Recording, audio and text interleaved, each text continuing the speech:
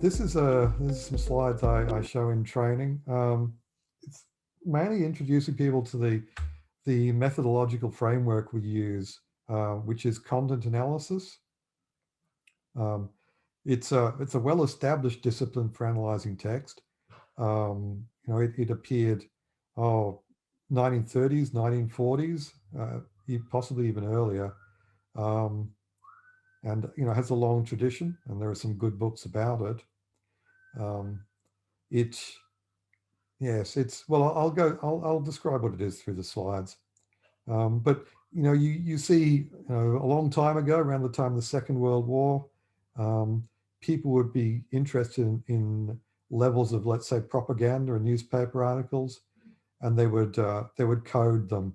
They would code each newspaper article, whether it showed evidence of propaganda or not, and that's kind of how it started. And then they would count, how many articles and where did they come from, what sources, what journalists, what countries, and then look for changes. It's come a long way since those early beginnings. Um, so Leximancer is a tool to perform automatic content analysis, or at least to automate some of the steps.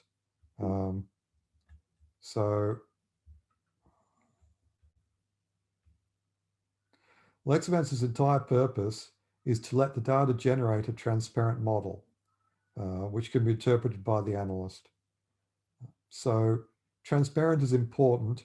The model of the text which Lex builds is you can inspect all the components of it.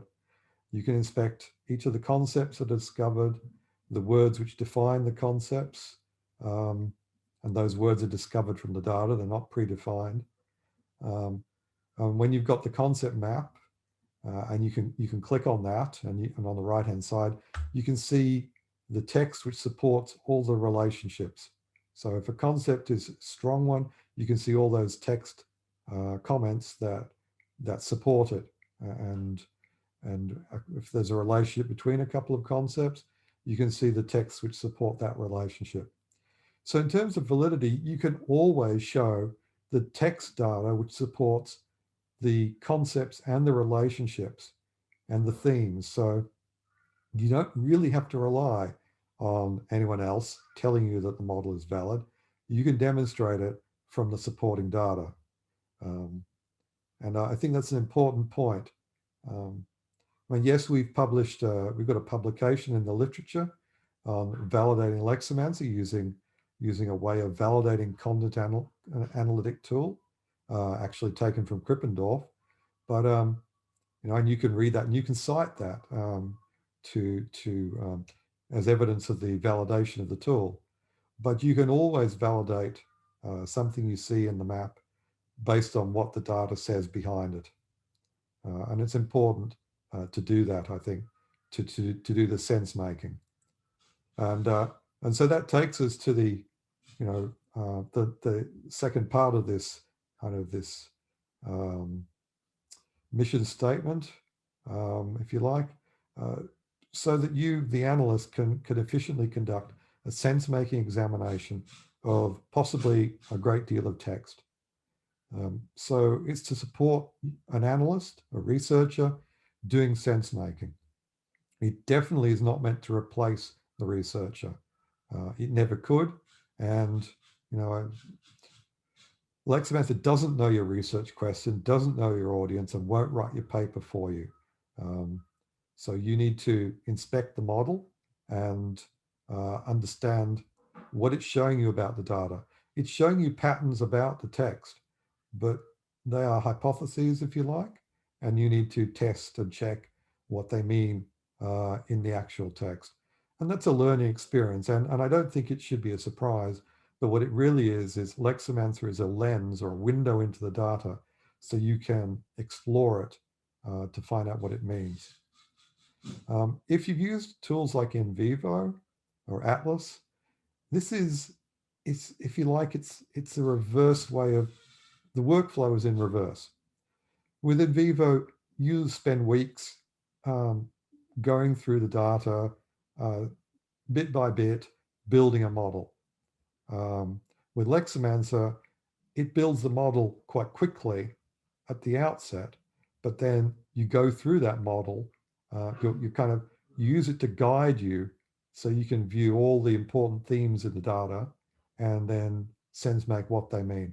So you do that work afterwards. Um, but we find it gives you advantages in terms of objectivity. Um, you can be fairly sure you've covered the main themes of the data if you go over all the areas on the concept map. Um, it's a good learning experience, actually. If I don't know some data, I'll do a Leximancer map of it quickly and then go and explore it. And I quite quickly can get a pretty good understanding of most of the major themes of the data in the words, in the terms used by the people who contributed the data, not from my own preconceptions. So content analysis is a tool for determining the presence of words or concepts in collections of textual documents. So if you have a large amount of text, you can have 50,000 words in your vocabulary. So if you have 50,000 unique words in a set of text, you can't really analyze it at the word level. At 50,000 variables is way too many. So content analysis and Leximancer groups those words into concepts and then groups the concepts into themes to simplify the task of understanding the breadth of information in the data and letting you drill down to see the depth of it. So it does let you build a reproducible and computable model of a complex information space.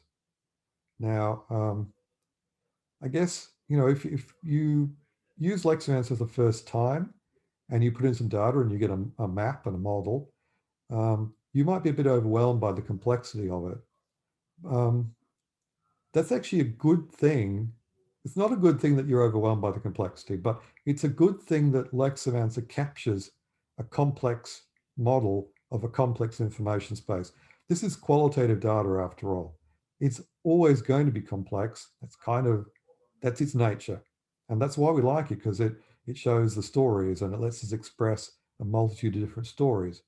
And Lex can capture that.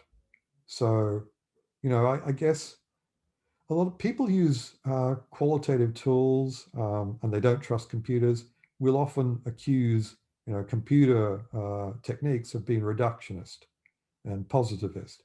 And by that, they mean that it throws away the complexity. Well, it's kind of with Leximancer, they can't really say that. It captures that nuance and the meaning for you to interpret. And that's kind of why I chose this technique of getting 60 to 100 concepts, discovering them from the data, and then measuring their relationships. Because if you get the relationship between 60 concepts, each concept and all the other 59, then you can capture a lot of different meanings in that model. It's very well, it's like we know a brain contains a lot of connections between neurons, and that lets it capture a lot of information. Well, I mean, Leximancer isn't a brain, but the idea of lots of concepts and connections between them, the connections can capture a lot of information. And so we were trying to get a software tool which captured as much of the information as possible, but still lets you examine it efficiently. We didn't want to lose information, essentially.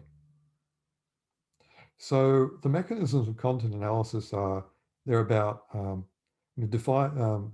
deciding your sample of text. So sampling your population. If it's just a work group of 10 people, then you could interview them all.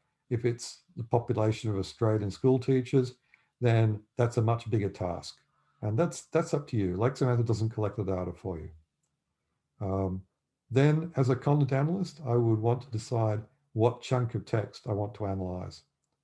Do I want to look at, a page, a whole document, Or do I want to look at a single sentence at a time? And when I say look at, I mean code. So assign a code to a piece of text. That's the heart of content analysis. We get a piece of text and we assign a code to it. In general, what was this piece of text about? And by default, Leximancer uses a 2-sentence chunk of text to do its coding. And Lex does that for you, but you can change that. So be aware that though Leximancer chooses to divide the text into 2-sentence segments, you could override that. You can change the setting to make the 1-sentence, and 1-sentence segments are good for if you're analyzing abstracts or journals. But if you're using text which is a longer discourse, and that might be interviews which are very conversational, you might want to increase the number of text sentences per segment to maybe 4 or 5, and let those segments cross paragraph breaks as well. And those can be done as setting changes in Leximancer. So for a content analyst, the next step, and also a really important step, is to decide what concepts you want to measure from the text. Now, if you don't think about it, it may seem that, well, it should be obvious what concepts you want to measure from the text. But we've already seen or discussed that any body of text that's longer than, let's say, 2 pages is quite a complex information space. If I'm interviewing 300 people, they're all going to have slightly different opinions about the topic, sometimes wildly different opinions, and they'll express them a little differently. And they might all agree at a high level, that they like something or they don't like something. But when you drill down, you'll find their reasons can differ. So what I'm getting towards here is that deciding what to measure from a complex data set, you always have to decide. And my PhD years ago was in physics, and physics looks like a very positivist. People who don't do experimental physics think that we just measure a couple of things, or we measure everything that could be measured about an experiment. Well, that's just not true. If you're in the lab and you do an experiment, you choose what to ignore. There are so many things that you don't measure. Because you just can't measure everything about a system on the day. And the same is true for text. So deciding what codes to capture, how to code your text, that's a really important decision. And if you're using NVivo, you're making a decision about what to code every time you look at a piece of text and decide what node or nodes to attach it to. And that can be driven by your research question or some theoretical framework. Or if you're doing grounded work, then you let the data drive those codes. If there's some idea in the text which is important and shows up multiple times, and the people want to tell you about it, then a grounded theorist would create a code for that. And Leximancer, by default, takes that strategy. It lets the data speak. So that's the default way of using Lex, is grounded in the data. You can, there is definitely another way to use Lex. You can make your own concepts and your own compound concepts. So those could be driven by the theoretical framework, and you can choose what you want to measure. If it's like, say, from someone else's theoretical framework, or grounded in a very specific research question. So that's called deductive or top-down or theoretical analysis, where you let your theory decide what concepts you want to measure. But if you let the data show you what concepts to measure, that can be called grounded or bottom-up approach. Okay, so I kind of alluded to the fact that Lex discovers the concepts from the text. They're not predefined. This is a technique called latent concept discovery or latent analysis. And so this is an example of a latent concept. So Lex identifies these latent concepts from the text, and it starts off by finding important keywords in the data. And in this case, rifle was found as an important keyword in this report. And then the software goes and learns all the words associated with rifle in that text. It does that iteratively. It finds words that co-occur with rifle in the same segment, that co-occur strongly and don't appear elsewhere. And then once it's found a few of those, it will go off again and find for other words that are strongly co-occurring with the ones it just found. So it keeps growing that set of important co-words and finding words associated with them. And it keeps looking until it stops finding new places in the text where that concept is being talked about. Now, why do we do this? Well, for anyone other than a language learner, if I'm learning language for the first time, I might use very simple vocabulary, like the dog ran to the post box, the dog bit the postman. I use a limited vocabulary and I repeat it. But once we know a language reasonably well, we start being creative. We tend not to use the same word twice. So if we're trying to talk about the same idea, we'll use a different word. We'll talk about a hound, or we'll talk about a collie dog, or we'll talk about a kennel when we're talking about a dog. And so this means the system needs to learn the whole family of words, the whole vocabulary that describes an idea. In this case, the idea is rifle, and you can see that it's learned from this report the words that people are using to describe the idea of a firearm. It's a list of words or proper names with weights. So that's how Leximancer builds a definition of a concept. And then what does it do with it? It codes with it. So we've talked briefly about coding. You could call it classifying or tagging. So if you've ever marked an essay, you're basically coding. You're using the marking rubric, the marking scheme, to code it with an A or B or C or a 7 or a 6 or a 5, whatever the grading is. That's coding. This coding here looks a little different. You take each chunk of text and Leximancer will code it with whether a concept's present or not. And it codes it with multiple concepts too. So if I've got two sentences which are talking about 3 different concepts, Lex will code it with all 3 of those. And once that coding's done, the software counts how many pieces of text have been coded with each concept and how many and what the co-occurrences are. Does concept A co-occur with concept C and with concept E and D? And how many times are they coded together into the same text segment? So I'll move along a bit. This just shows you, in case you weren't able to visualize what coding might look like, this is taking each piece of text and coding it with, in this case, the idea of family and the idea of female have been coded into this sentence here.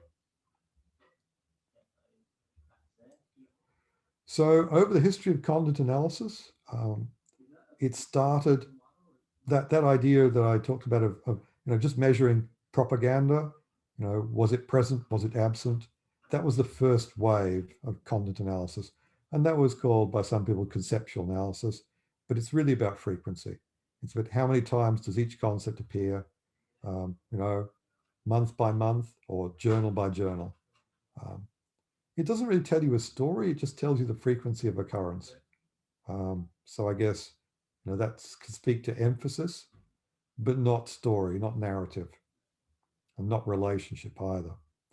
The second stage was called relational analysis. So you're looking at co-occurrences of concepts. The dog and the postman, do they co-occur a lot? They're mentioned by a lot of people in their utterances or their responses. If they are, then there's probably a relationship that's being observed or that is important to people between those two entities, those two, well, in that case, they are entities, a dog and a postman, but they could be concepts, it could be hunger, it could be success or failure. So it's not just about entities, it's sort of people and things, but about ideas as well. And looking at relationships is more expressive. It can say that the dog is hungry, the postman is scared, the postman is hurt, after the dog bit the postman. So the relationships capture more of that narrative and that complexity. The final stage was called cognitive analysis. And so what they did, they said, okay, we've got all these relationships. Let's see, can we draw a picture of that? Can we turn it into a map, a visualization of a complex information space? And here's an example of a concept map. This is a concept map from market research of, this isn't a Leximancer concept map, obviously, but it's still a concept map. And the technique of concept mapping has been around for quite a long time. As I said, the content analysts called it cognitive mapping. It's not a bad approach because it does try to simulate some of the techniques that we believe the human mind uses, the human brain uses when we gather knowledge, when we turn information into knowledge. You have things which you might call themes, which are these ovals. And, why do we use these themes? Well, that's it's not so simple when you think about it. Why was neat colors turned into a theme?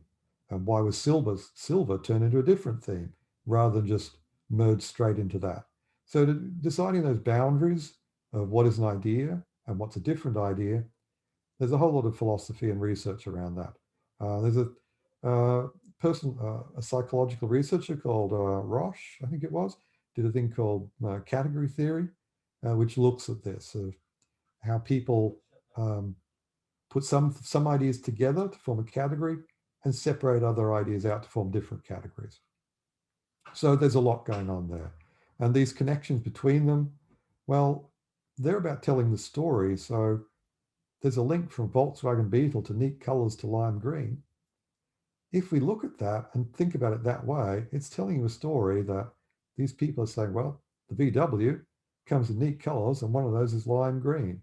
So that's what the links are. They're capturing the common narratives in the text or the utterances, whatever the feedback is. And the third thing I want to point out about this sort of map is distance. So if I go from one end of the map to the other, I can see you're going from aesthetics, appearances, neat colors, to something that's very practical, a good winter car. So, and the top half of the map is about emotion, aesthetics, fun and neat, and the bottom half is about pragmatics. It's a good winter car, good traction, good mileage. It's very practical, I guess. There's still sentiment here, though. There's still affect that they're happy that it's a good winter car, but there is a factor, if you like. And now I draw that from the idea of factor analysis, which you might want to look up if you're interested, where the top half of the map is one end of a factor and the bottom half is the other. And this is a factor of practicality. So if you're interested in this sort of thing, there's a lot of reading you can do about factor analysis, principal components analysis, and multidimensional scaling. And the Leximancer concept maps are quite similar to multidimensional scaling.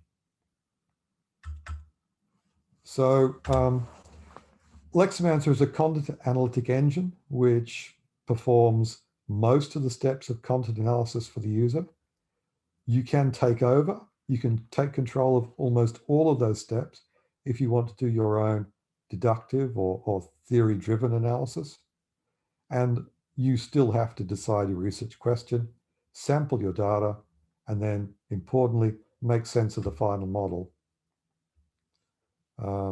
This is just a quick foreshadowing, if you like, a taste of what a Leximancer concept map looks like if you've never seen one, but we'll explore one shortly. I think if you imagine that the concepts are Lego blocks, so Leximancer finds the Lego blocks, the concepts that are latent, that are important in the data, and then uses those, puts them together to build a model like this. So it connects the Lego blocks together to find the model. And that metaphor is useful because you wouldn't try to understand one Lego block by itself. It makes no sense. It's just a brick. You need to look at a whole lot of them put together, connected together to show an idea. It might be an object like a helicopter. It might be a landscape, that someone's built out of Lego. So you need to look at the collection of concepts together to look at the meaning. It's not just, some people's first response is to look at each concept separately and just, separate it all out, understand each concept. But a concept like culture or even sport or country doesn't mean a whole lot by itself. A country by itself could mean many, many things. But if you're talking about,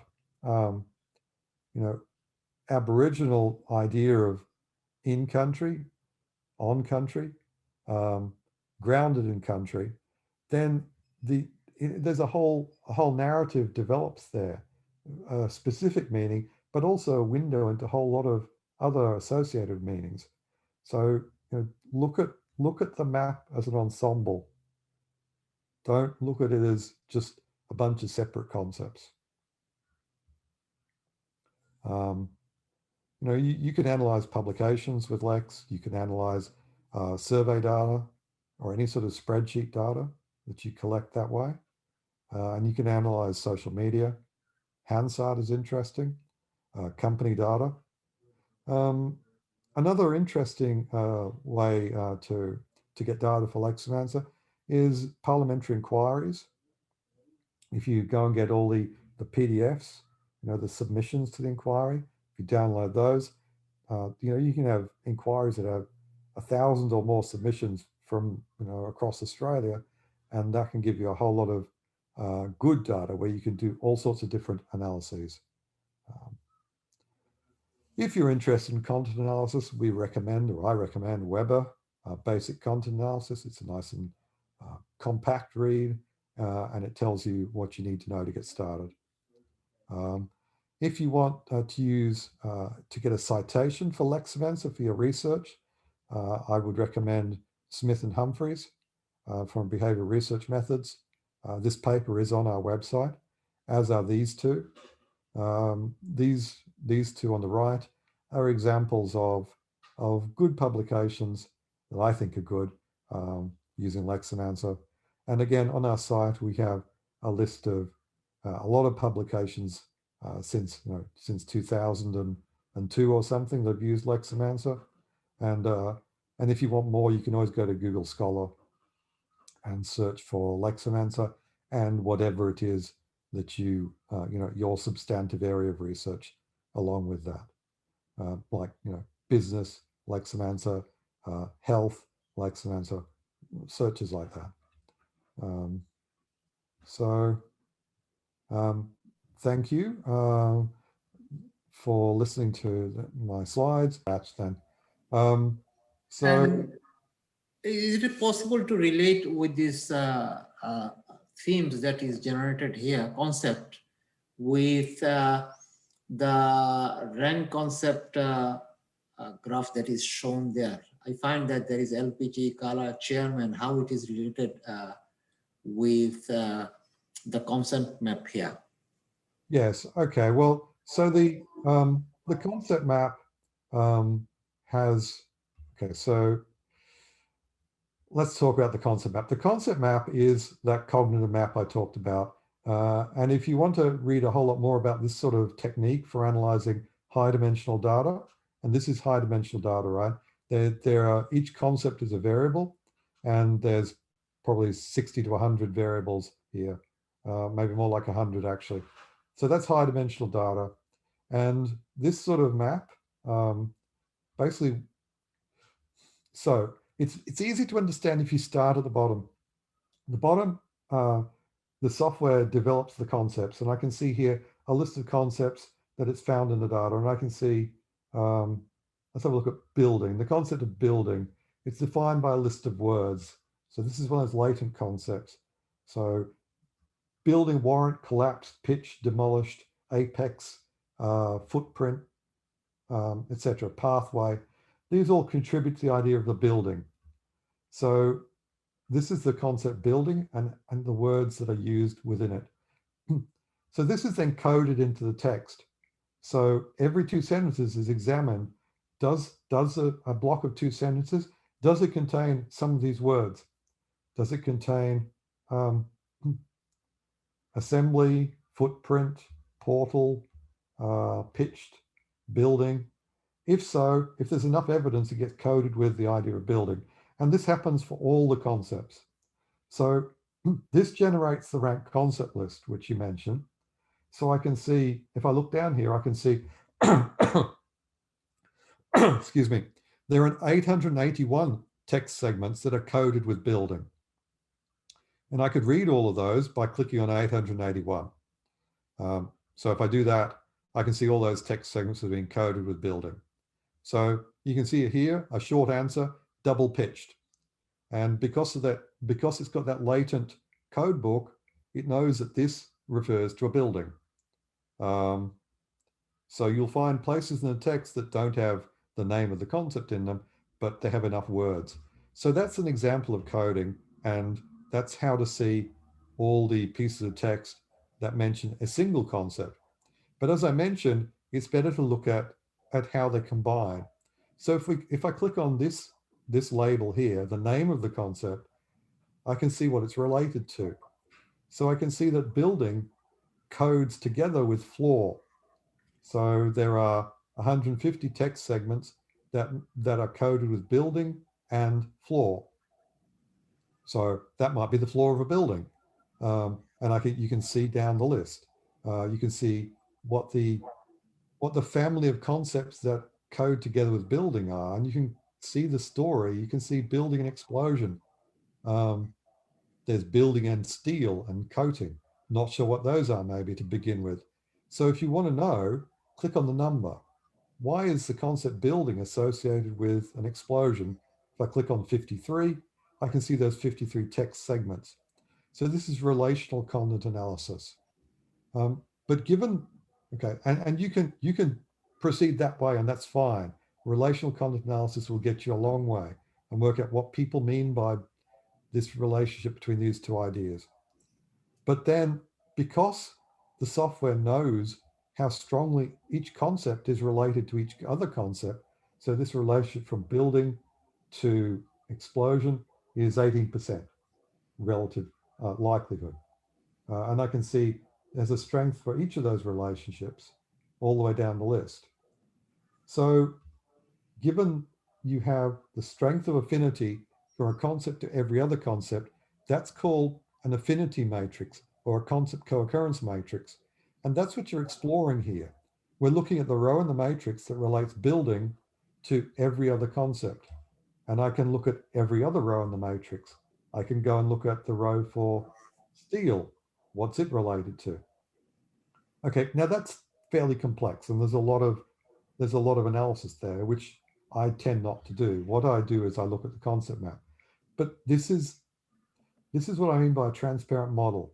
You can see all the way up from developing the concepts, seeing how the concepts are related to each other to create this co-occurrence matrix. And then the co-occurrence matrix is what produces this concept map. So when you say what's the relationship between the rank concept list and the map, well, the rank concept list is only part of the story. the rank concept list here, okay, that shows me the frequency. Then if I click on a concept like risk, I can see what it's related to. And those relationships build the concept map. Now on the concept map, if you want to see the most important concept, you can actually do this sort of reveal.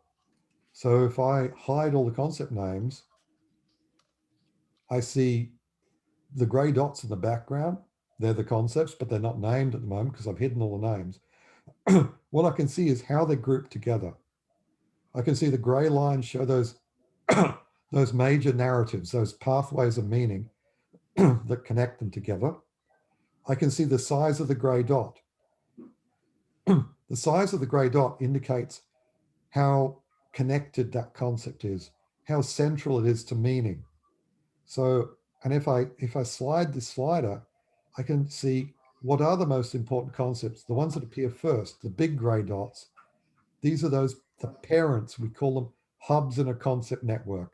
This is a semantic network, and the first hub, the most important hub, is pipework. So I would say that's kind of the most central concept. And near that is LPG. Then I can reveal more of these top level concepts. I can see time and building and pressure. So I could work into the map this way and see what are the important concepts and what's near them. So this area of the map is dominated by pipework. Near that is tank and pipe and LPG. So that's a cluster. This is hierarchical clustering, okay? If you're familiar with that method. And so this red bubble here is a cluster within this hierarchy of concepts. And it seems to be about the gas system, the pipework, the LPG, the tank. So definitely look at ways to rename your themes. This bubble is a theme. That's what we call it. Look at ways to rename it. If you look for ways to rename each of these bubbles, then that process of working out what's the best name for this, that takes you into the sense making process. Now, you asked how I could connect the rank concept list. Sorry, I'm losing my voice here. I might have to just take a break for a second. Okay. You can look at the color. So you can see these in the bar chart here. Some of them are colored this red color. LPG, calor, pipework, tank, gas. So that shows you that these are actually over here on the map. They're included in the red bubble, and you can see the colors match. So yeah, you can see what parts of what themes each of these concepts are members of. So this paragraph is part of a greeny bluey theme, which is actually over here. More importantly is understanding what each of these themes is trying to tell you. So the way I do sense making is I kind of look at the concept map. I probably increase the theme size up to above 50%, and reducing the number of bubbles to maybe 3 or 4.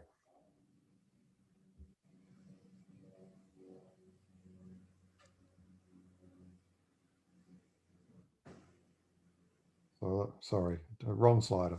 Theme size. Here we go. Let's get it up to 56%. Let's go a little bit higher. And okay, I've got 3 themes. Not going to worry about this. This is a bit of an outlier. We could probably neglect that if we wanted to. But this shows me that the information space can be divided at a high level into three big ideas. We've got paragraph at one end, pipework at the other, and in the middle, I've got company. We can actually see that more clearly if I hide the concepts. Now, as I said before, renaming these themes is a good way to proceed. So the reason this bubble is called pipework, it's the most connected concept within this theme, is pipework, and the same with paragraph. But that doesn't mean it's the best name for it. You should definitely go ahead and rename it. And in that process, you need to understand what it's actually about. So you could do that many different ways, but the way that I do it, I use the analyst synopsis. So I created this analyst synopsis to make it easier. Um, Increase the detail level to high. Um, so now what I did then is I went to this detail level, made it high, and now it's updated it and it reflects the themes in the map. So I've got a red theme here called pipework. I've got a sort of olive theme here called paragraph, and I've got a greenish theme here called company.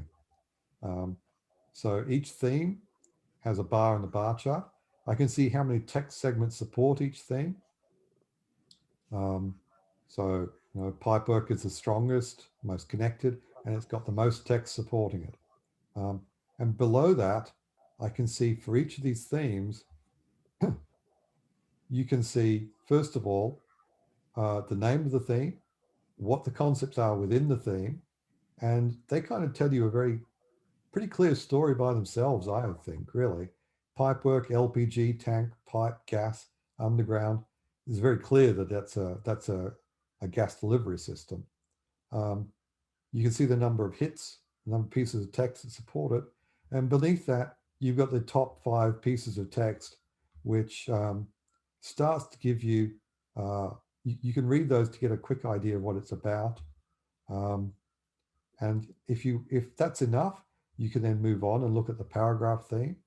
Uh, what are the concepts that are part of that cluster? It's about evidence in an inquiry. It's about letters, pages, statements, reports. So it's about evidence. You know, it's fairly clear if you think about it. What does this cluster have in common? It's about evidence and inquiry. Um, and then you've got 5 pieces of text which can help you with that. Um, company, company site, visit, shown, factory, people involved. So that cluster, it's about well, so that's a little more subtle. It seems to be about the company's what process of so it's about a process involving visits, evidence, showing evidence, um, and I might want to read further. So to understand more about that, I could read these 5 pieces of text, but that might not be enough. And I would usually click on this list of concepts then, because what that does, it takes me down so I can see all of these 2,900 pieces of text, if I want to, that support this theme. So now I can drill down and see all those pieces of text and start reading them. Now I wouldn't read all 2,900, but I'm going to read until I get the feeling that I've seen, and until I stop being surprised. There's an idea called saturation that you'll see in qualitative analysis, where you read until you stop seeing new ideas being put forward, new stories being mentioned. So I would read these until I get the idea um, of what this is about. Um, and having done that process, what this theme is about, this green theme on the map, is about compliance. So it's about doing site visits to check for, um, safety, health and safety. Uh, did the installation comply with the regulations? So compliance with regulations. And so this is what I'm talking about.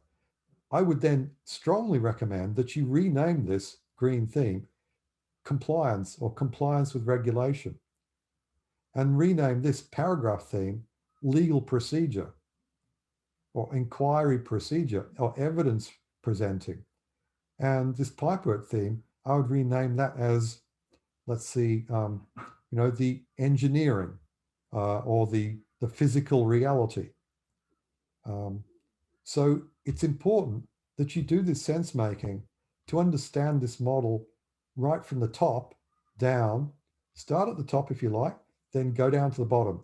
Start at the top so you can say, okay, I start at the idea of paragraph, and I drill down into it, understand this area of the map.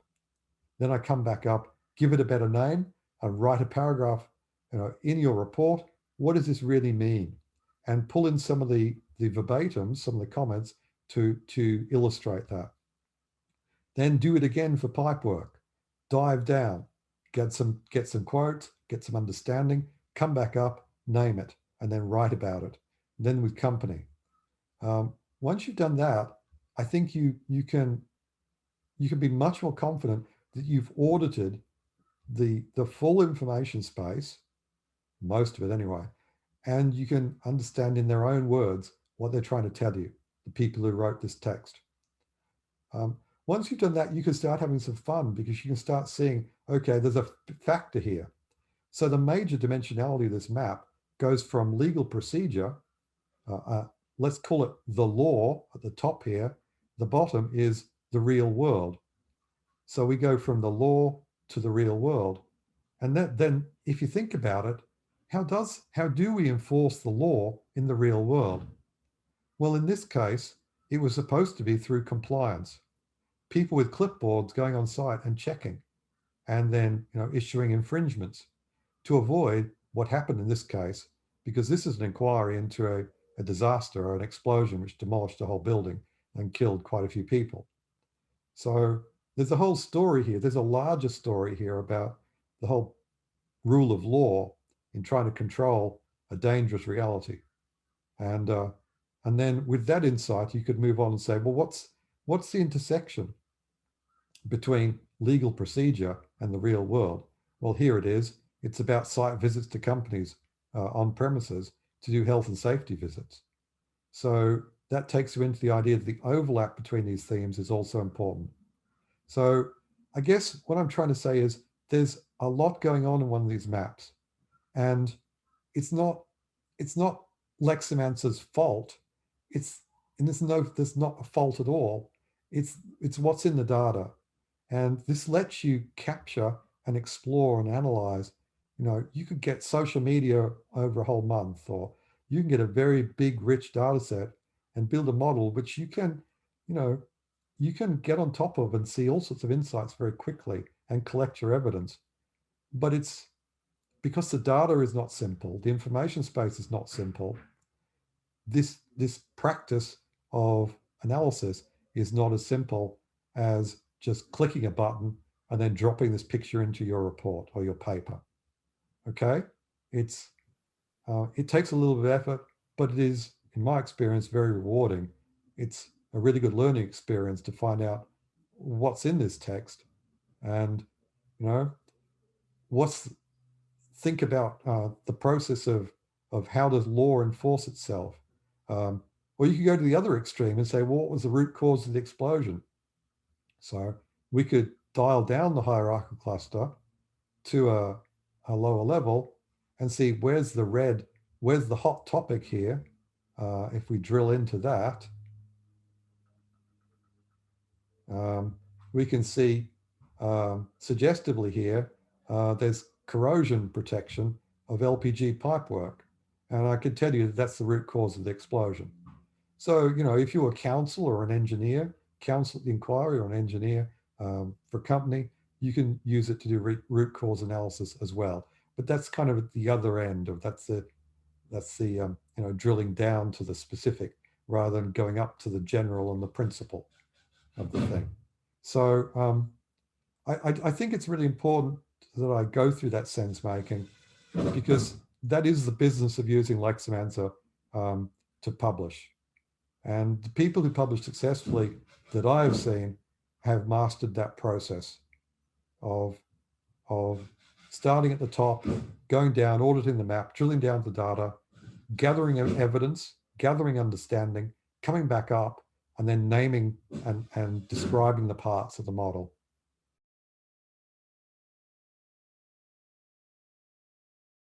It depends a bit how you get your social media.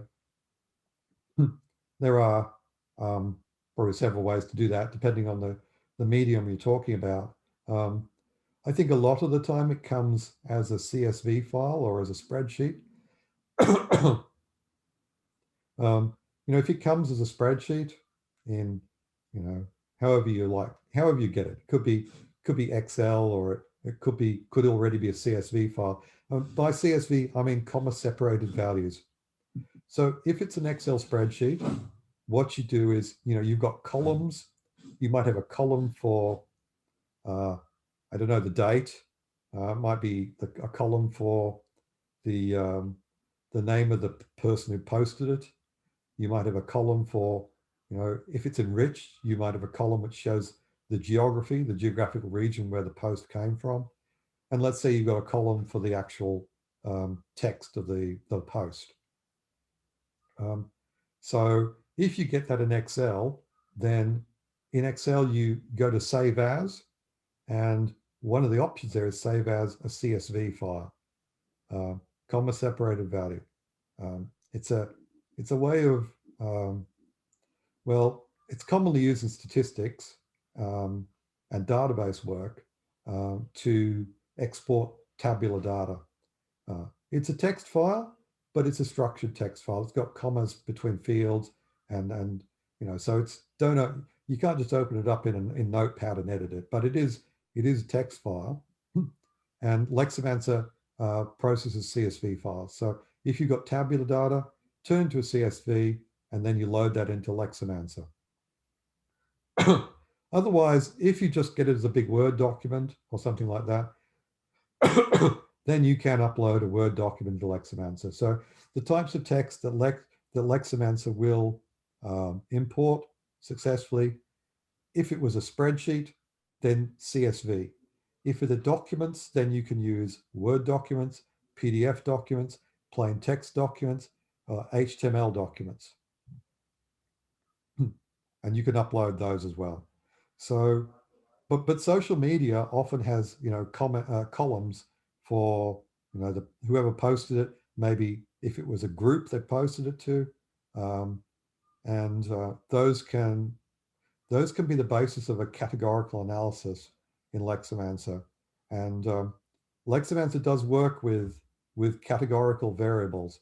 So, a spreadsheet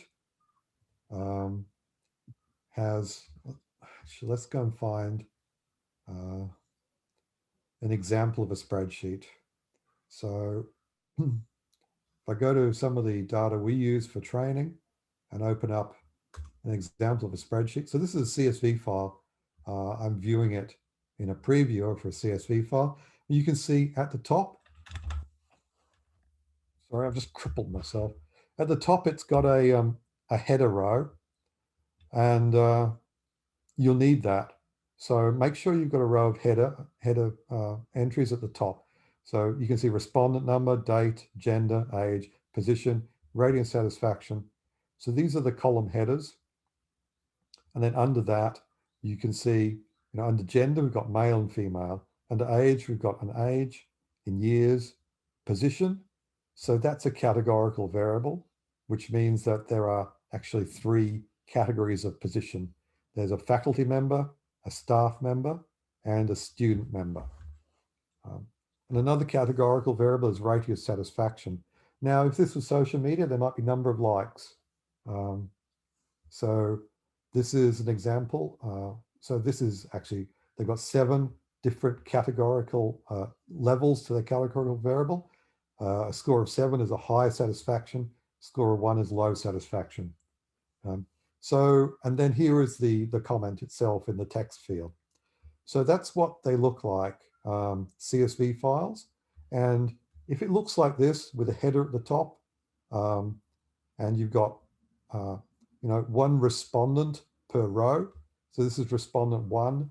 This is their demographics, their position, their gender, their age, when they made the post, their satisfaction score, and their comment.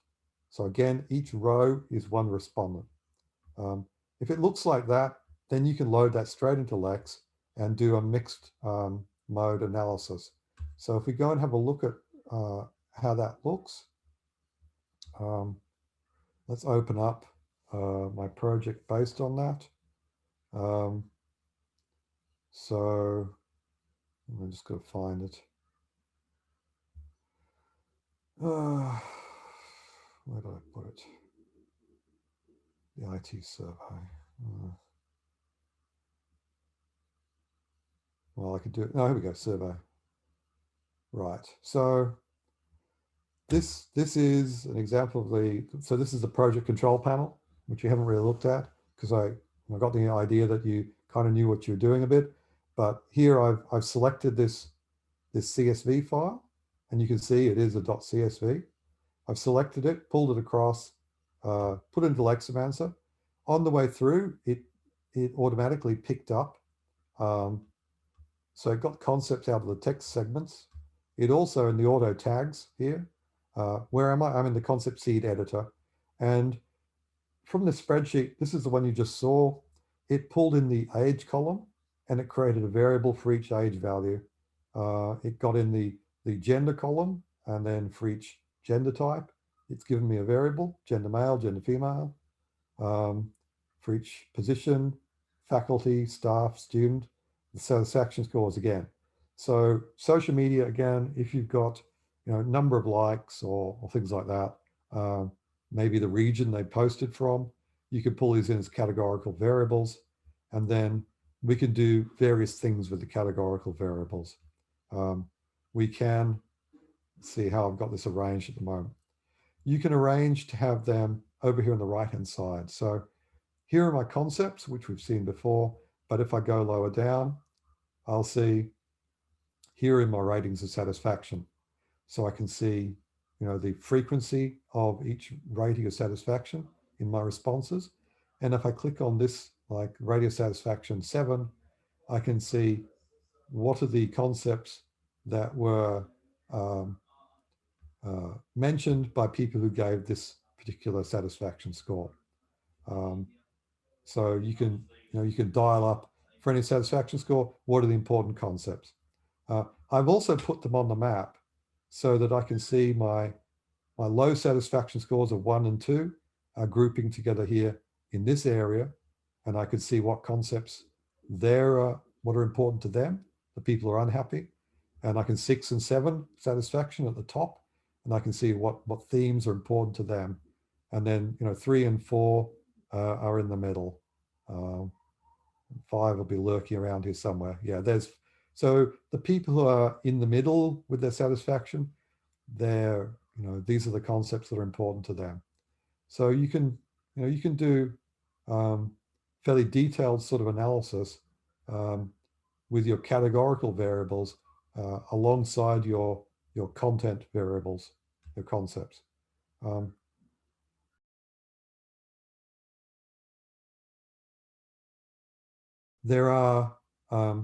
There is a method where you can look at particular. So if it's in multiple documents, there's definitely ways to do to just analyze a particular one. So if I look at this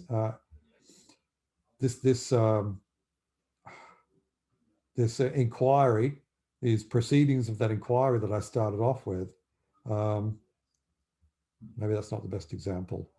Let's see.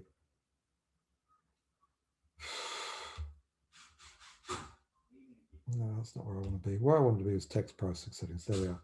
No, I haven't configured it. So I'll have to find an example of a data set. There's things called file tags and folder tags. So I'm aware that the time, and I'm happy to keep going, but I know people will need to leave. So there are ways to isolate parts of your data, to filter them in or out. So go and find this. So this is what I'm looking for. So this data set, if I have a quick look, this is a set of actually transcriptions from Parliament, and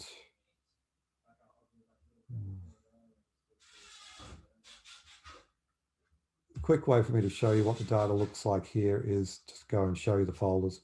So this is the data set. What I've done with this data is I've divided it into folders. So under my parent folder, I made 4 folders for each political party, Independence, Labor, Liberal, and National Party within Australia.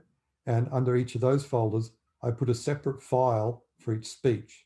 So what I'm doing here is I'm in advance, I'm dividing the data into the different speeches, and I'm giving it a file name, which indicates who the speaker was. So this was Anderson.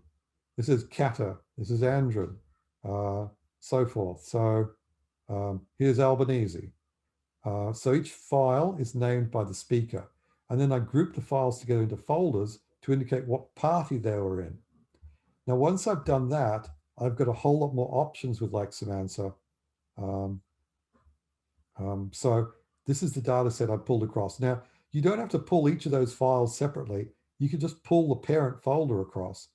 So that parent folder was called stem cell data, and I've just dragged that across. And Lex will go into each of the folders and each of the subfolders and pull out all the text underneath.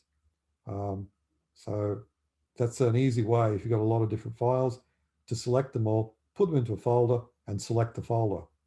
Now, what I did is I've turned on a thing called folder tagging. And where is it? It's in text processing settings. Turn on folder tagging. So now what Leximancer does, once you've done that, if I look in Concept Seeds editor and go to the auto tags.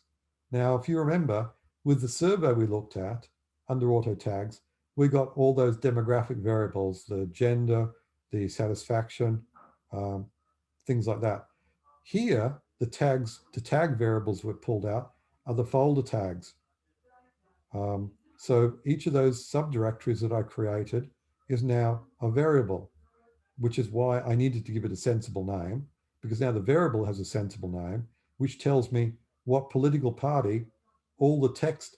So all the text under that Labor folder is now coded with Labor as a variable tag. So what I can do now is I can, well, several things. I could put these tags on the map to see which are the important concepts for each of the particular parties, to do frame analysis. In other words, how are they framing the debate around this piece of legislation, and how does that differ between the parties?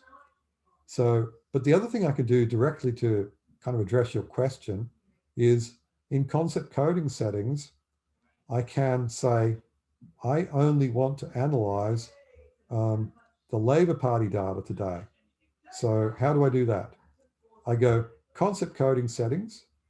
I go to the third tab here called required concepts. That lets me select, okay, to analyze any piece of text in this project, I require that it be tagged with the Labor tag. In other words, it was in that folder. It was one of the files from the Labor politicians.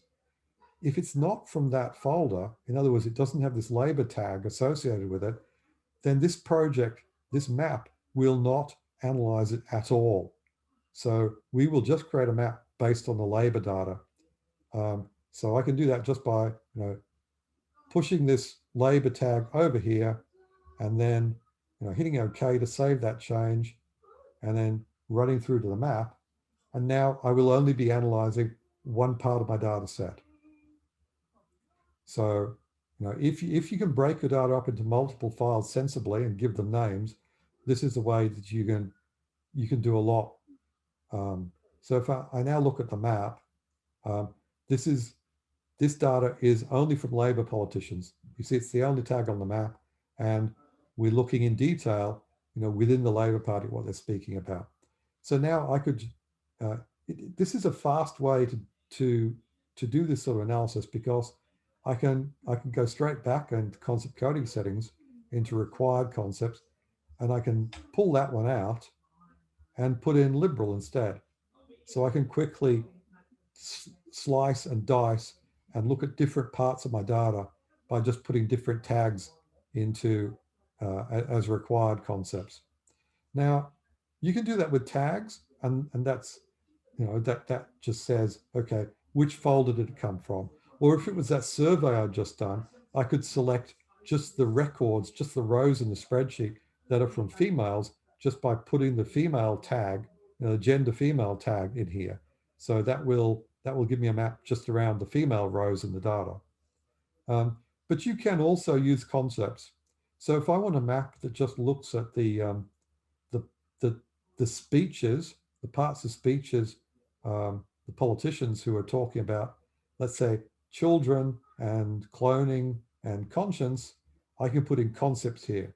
So this will build a map that only looks at the text that are coded with one or more of these target concepts that I want to look at. So, if I put, for example, if I put children in as my required concept, then this will only map people, sections of text, context blocks that deal with the concept of children in some way. So then if I process that, we should have a map that's focused around the idea of children and all the conceptual narratives that deal with that. So we look at that. Okay, so now if I kind of use my map to show what's the most important concept in the middle there, it's children. And then I've got research and embryos. But the thing is now that all of these concepts are related to children in some way. And every piece of text that I look at, if I go to my analyst synopsis, dial up my detail level, every piece of text in here will be related to the idea of children in some way. So we've got a very focused analysis very quickly.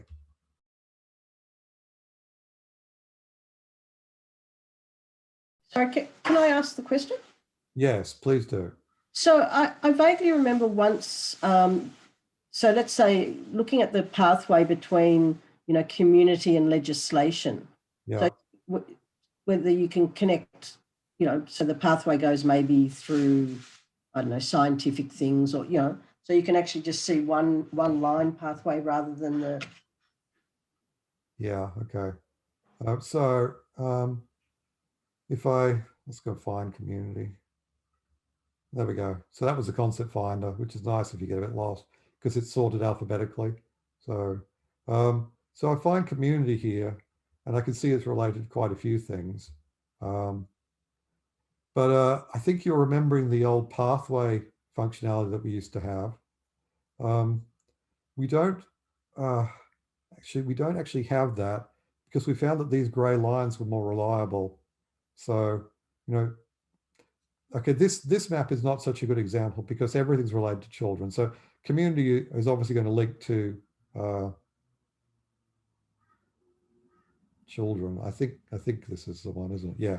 So community is going to link to children, and then it's going to link out to something else. So, but you could, if you want to see how community is linked to scientific, I mean, you can do that.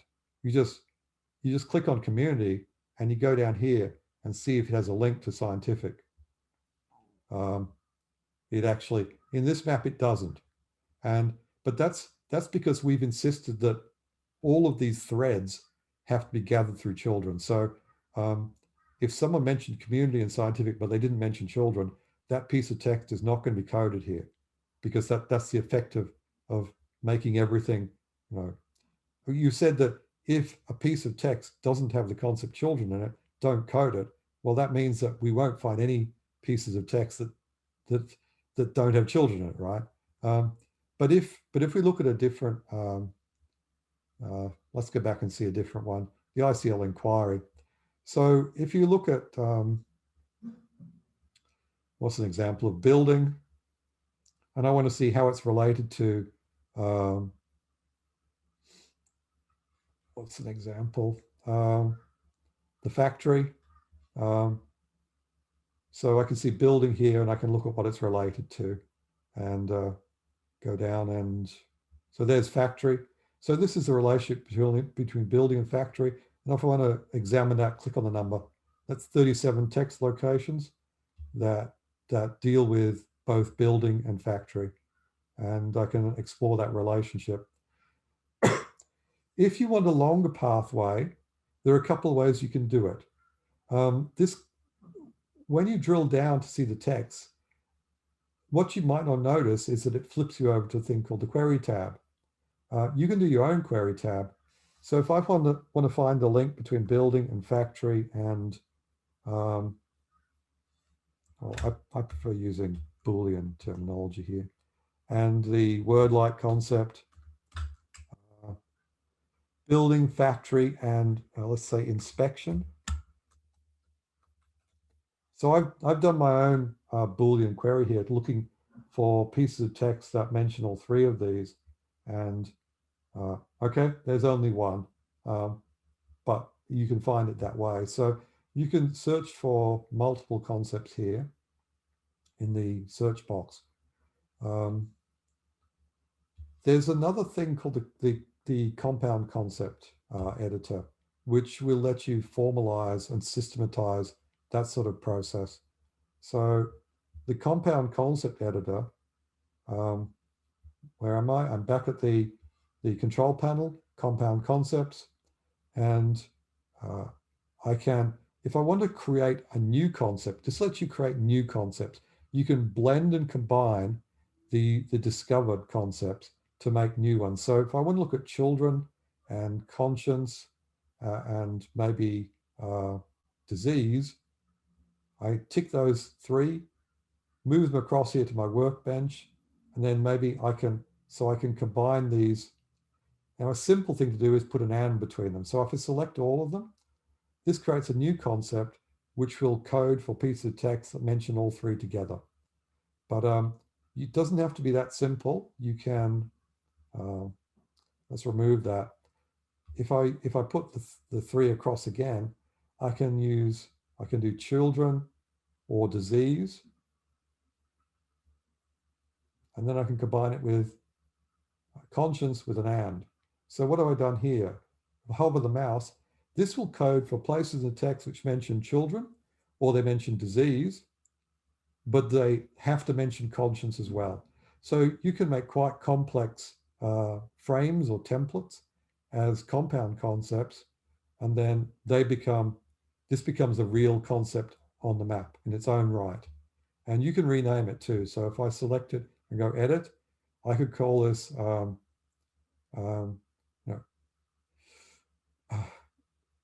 ethics, around